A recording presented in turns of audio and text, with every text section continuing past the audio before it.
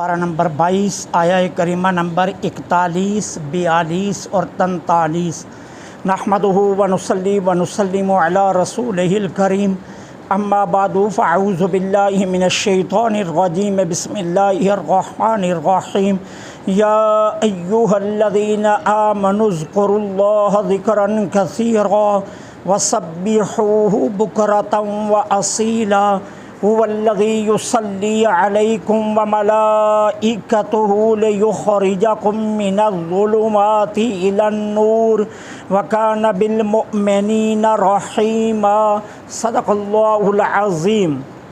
या अय्युहल्लज़ीना आमनू, ए ईमान वालो, उज़्कुरुल्लाह ज़िक्रन कसीरा, अल्लाह की याद करो कसरत के साथ। वसब्बिहूहु, और उसकी पाकी बयान करो, बुकरतम व असीला, सुबह व शाम। हुवल्लज़ी, अल्लाह वही है, युसल्ली अलैकुम, जो तुम पर रहमत नाजिल फरमाता है, व मलाइकतुहु, और उसके मलाइका भी, लियुख़रिजकुम, ताकि वो तुमको निकाल ले, मिनज़्ज़ुलुमाति, अंधेरों से, इलन नूर, उजालों की तरफ। वकान बिलमुअ्मिनीना रहीमा, और अल्लाह हमेशा ईमान वालों पर मेहरबान है। अब अल्लाह जल्ला सुब्हानहू व तआला ये इरशाद फरमा रहे हैं कि ए ईमान वालो, अल्लाह ने जो तुम पर एहसान किया, और वो एहसान क्या, तुम्हें अपने महबूब का उम्मती बनने का शर्फ बख्शा। हुजूर का उम्मती होना ये इतनी बड़ी नेमत है, इतनी बड़ी नेमत है कि जिसकी आरज़ू अंबिया ने की है। नबी ये तमन्ना करते रहे कि काश अल्लाह हमें अपने महबूब का उम्मती बना दे।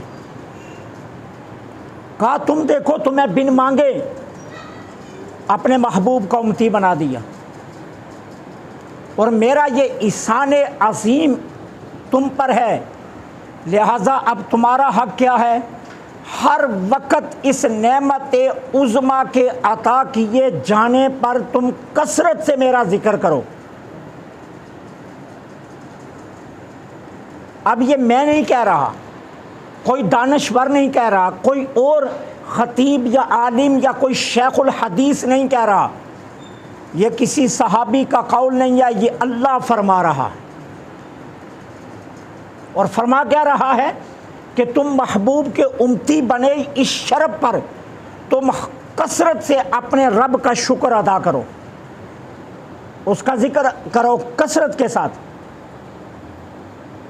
इस बात पर कि उसने तुम्हें अपने महबूब का उम्मती बनने का शर्फ बख्शा। अब उन लोगों के लिए लम्हा फ़िक्रिया है जो ये कहते हैं कि हुजूर के हमारे ऊपर कोई एहसानात नहीं है, जो ये समझते हैं कि उनका ज़िक्र कोई ज़रूरी नहीं है, जो ये समझते हैं कि उनके लिए इजहार मसरत, इजहार फ़रहत कोई लाजिम नहीं है, वो कुरान की इस आयत पर गौर करें कि अल्लाह फरमा रहा है ये इतना बड़ा एजाज़ है कि तुम अगर सारी ज़िंदगी कसरत से मेरा शुक्र अदा करते रहो तो फिर भी शुक्र अदा नहीं कर सकते कि ये नेमत उज़्मा मैंने तुम्हें अता की है, तुम्हें अपने महबूब का उम्मती बनने का शर्फ मैंने बख्शा है। ये देखो तो सही, ये मेरा कितना बड़ा एहसान है तुम पर।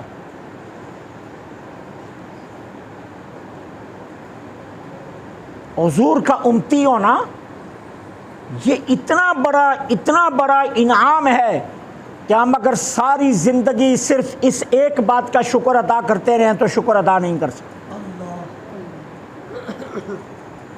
फरमाया सुनो, वसब्बिहूहु बुकरतम व असीला, तुम्हारी सुबह का आगाज़ और तुम्हारे दिन की इंतहा हर हाल में अल्लाह की पाकी बयान करते हुए होनी चाहिए। अब इसका मतलब ये नहीं है कि सिर्फ सुबह पाकी बयान करो और शाम को पाकी बयान करो, नहीं। जब किसी चीज़ की इब्तदा और इंतहा बयान की जाती है तो दरमियान खुद ब खुद उसमें आ जाता है, क्योंकि इब्तदा और इंतहा दरमियान के बगैर हो ही नहीं सकती। अगर एक शख्स ये कहता है कि मैं फैसलाबाद से कराची गया, तो इसका मतलब ये नहीं है कि फैसलाबाद और कराची प्याज के छिलके की तरह जुड़े हुए हैं और दरमियान में कोई वास्ता नहीं है, बस मैं एक तह से निकल कर दूसरी तह में दाखिल हो गया, बल्कि फैसलाबाद से कराची तक दरमियान का सारा सफ़र जिक्र किए बगैर आ जाएगा। अब अल्लाह ताला ने भी यही फरमाया कि तुम्हारे दिन का आगाज़ और तुम्हारे दिन का इख्तिताम अल्लाह की पाकी बयान करते हुए होना चाहिए। मतलब क्या है कि सारा दिन का एक एक लम्हा और सारी रात और रात के लम्हात तुम इस शुक्र में गुजार दो कि अल्लाह ने तुम्हें अपने महबूब का उम्मती बनाया। ये है कसरत ज़िक्र कि तुम इस तरह अल्लाह की पाकी बयान करो और इस बात पर पाकी बयान करो कि उसने तुम्हें अपने महबूब का उम्मती बनाया। माना कि बाकी नेमतें भी उसने अता की हैं, लेकिन महबूब का अता किया जाना ये नेमत उज़्मा है। कोई कायनात में देखो तो सही कि कोई अपना महबूब देता है? तारीख का वर्क वर्क खंगाल कर देखो कि आज तक किसी ने अपना महबूब किसी को दिया है? तो ये रब का कितना एहसान है कि उसने अपना महबूब तुम्हें अता किया। तो इसलिए कहा तुम्हारे दिन का आगाज़ भी उसकी तस्बीह से होना चाहिए और इख्तिताम भी, यानी लम्हा लम्हा तुम्हें अल्लाह का शुक्र अदा करना चाहिए कि उसने अपना महबूब तुम्हें अता किया है। अगर उसका महबूब ना आते तो आज तुम्हारी शक्लें भी बिगड़ जाती। उसके महबूब ना आते आज तुम्हारी दहलीज़ों पर भी जानी चोर डाकू लिखा होता। उसके महबूब ना आते आज आसमानों से तुम पर भी पत्थर बरसते। उसके महबूब ना आते आज तुम्हें भी ज़मीन से उठाकर दोबारा ज़मीन पर मार दिया जाता। उसके महबूब ना आते तो आज तुम खुद सोचो तुम्हारा हाल क्या होता। पहली उम्म के कौन से जुर्म है जो तुम में नहीं पाई जाती? सारी उम्मतों के जराइम की फहरिस्त अगर सामने रखी जाए तो वो सारी फहरिस्त तुम्हारे अंदर मौजूद है, लेकिन इसके बावजूद देखो उसके महबूब का कितना करम है, कितना करम है कि उनके सदके ना तुम्हारी शक्लें बिगड़ी, तो ना तुम पर पत्थर बरसे, ना तुम्हें अज़ाब इज्तमाई दिया गया और ना तुम्हारी दहलीज़ों पर चोर डाकू और जानी लिखा गया। कितनी मुशक्क़तें थी पहली उम्मतों के लिए। क्या उनके नबी शफीक नहीं थे? क्या उनके नबी अपनी उम्मतों के लिए मेहरबान नहीं थे? वो भी शफीक थे, वो भी मेहरबान थे, लेकिन इसके बावजूद अगर कपड़ा नापाक हो जाता तो मूसा की शरीयत उठाकर देखो, जितनी देर तक कपड़े का नापाक हिस्सा काटा ना जाता कपड़ा पाक ना होता। कितनी मुशक्कत थी, कितना मुश्किल था। माबद खाने के अलावा कायनात के किसी सफ़े पर नमाज नहीं हो सकती थी। तयम्मम का कोई तसव्वुर नहीं था, हर हाल में तुम्हें वुज़ू करना पड़ता। महबूब के सदके कितनी मेहरबानियाँ हुई हैं। तुम पानी इस्तेमाल नहीं कर सकते तो मिट्टी से इस्तिफ़ादा ले लो। तुम मस्जिद तक चलकर नहीं पहुंच सकते तो जहां भी रुए ज़मीन पर पाक जगह देखकर सजदा करोगे अल्लाह को, वही तुम्हारा सजदा कबूल हो जाएगा। उसने तुम्हारे लिए कितनी आसानियां पैदा की हैं। फिर कपड़ा पलीत हो जाए तो तुम उसे पकड़कर सिर्फ उस हिस्से को धो लो तो तहारत का हुक्म तुम्हारे सारे कपड़े पर आ जाएगा। तो ये महबूब के सदके तुम पर मेहरबानियां हुई हैं। इसलिए याद रखना, एक लम्हे के लिए, ज़िंदगी के एक सांस के लिए भी मेरे महबूब को मत भूलना, क्योंकि जो तुम पर सारा कुछ रहमतों की शक्ल में नाज़िल हो रहा है ये महबूब के तवस्सुल से हो रहा है, ये महबूब के सदके हो रहा है। और नहीं तो तुम खुद देख लो, जिन ने उनसे वफ़ा की है, जिन ने उनसे मोहब्बत की है, उन्होंने अपने मोहब्बत करने वालों को किस तरह कायनात में बदला और जज़ा अता किया ये तुम भी जानते हो। फिर फरमाया हुवल्लज़ी युसल्ली अलैकुम, अल्लाह वही है जो तुम पर रहमतें नाज़िल फरमाता है। अब अगर इसका आप इस मुख्तसर तरीन जुमले का माना समझें तो मुफस्सिरीन किराम ने इसके दो माने लिखे। अल्लाह कैसी रहमतें नाज़िल फरमाता है? पहली रहमत ये कि जो महबूब के वफादार हैं अल्लाह फरिश्तों में बैठ कर उनका जिक्र करता है। ये रहमत के नाजिल होने का एक माना यह है कि जो मेरे महबूब का शुक्र अदा करते हैं, जो मेरा जिक्र कसरत से करते हैं, जो मेरे महबूब पर दुरूद व सलाम कसरत से भेजते हैं, अल्लाह फरमाता है मैं उन पर क्या रहमत भेजता हूँ, फरिश्तों को जमा करके फरिश्तों के अंदर अपने इस मकबूल बंदे का जिक्र करता हूँ।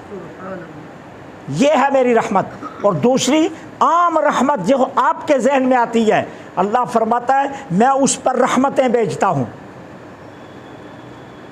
देखिए क्या मेरे आका ने फरमाया, जो मेरी ज़ात पर एक मरतबा दुरूद पाक पढ़ता है अल्लाह उस पर 10 रहमतें नाज़िल फरमाता है, 10 गुनाह माफ़ फरमाता है और 10 दर्जे बुलंद करता है।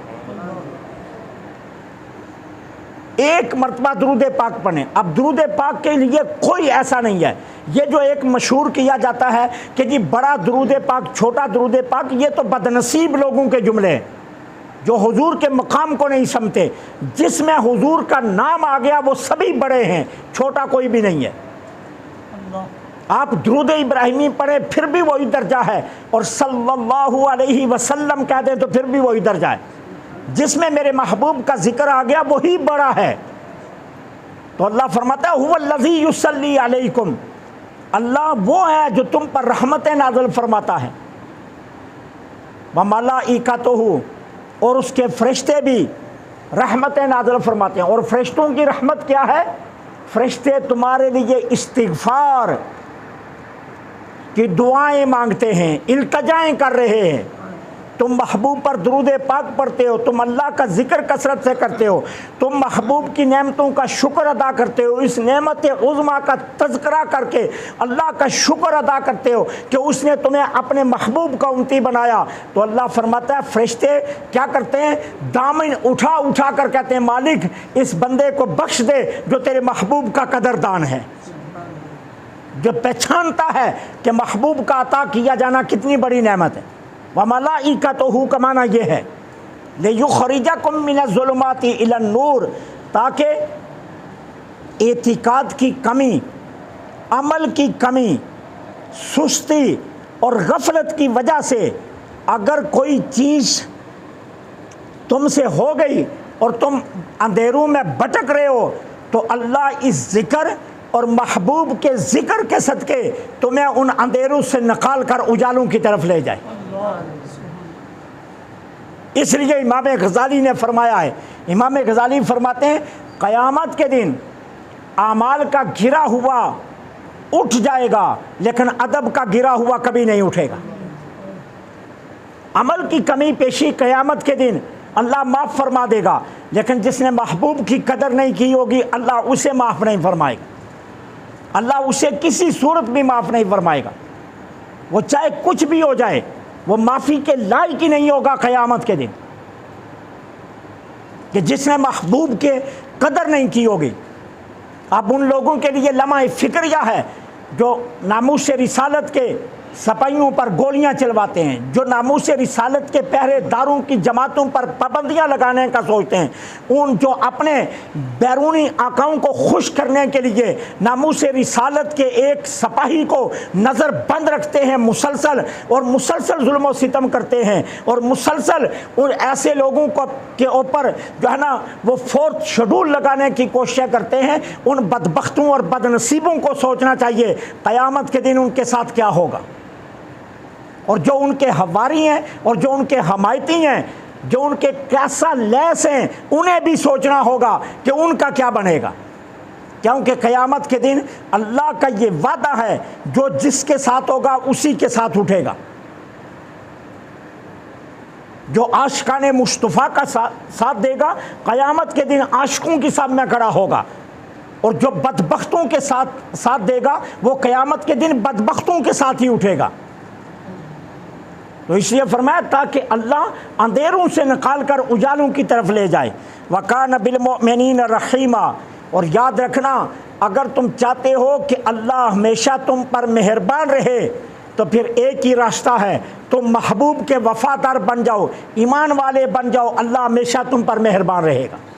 ये इलाह ने हतमी कर दिया कि मेहरबानी का फ़कत एक रास्ता है, तुम मेरे महबूब के सच्चे ग़ुलाम बन जाओ, वफ़ादार बन जाओ, ईमान वाले बन जाओ, अल्लाह हमेशा तुम्हारे ऊपर मेहरबान रहेगा। अल्लाह से दुआ है अल्लाह हक़ कहने, हक़ सुनने, हक़ पर अमल की